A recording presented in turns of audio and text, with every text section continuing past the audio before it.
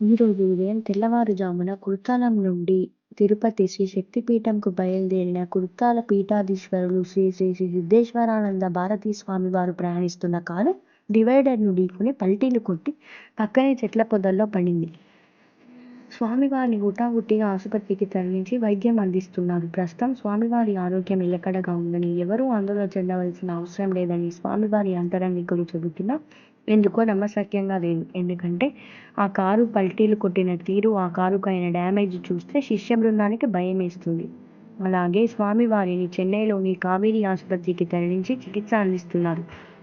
ఉదయం జరిగిన ఈ ప్రమాదం ఇప్పటి వరకు ఎక్కడా కూడా ఒక ఫోటో కానీ, స్వామివారి సిబ్బంది నుండి ఒక సందేశం కానీ మీడియా ముఖంగా రాకపోవడం ఆశ్చర్యంగా మరియు కొంత ఆందోళనకరంగా ఉంది.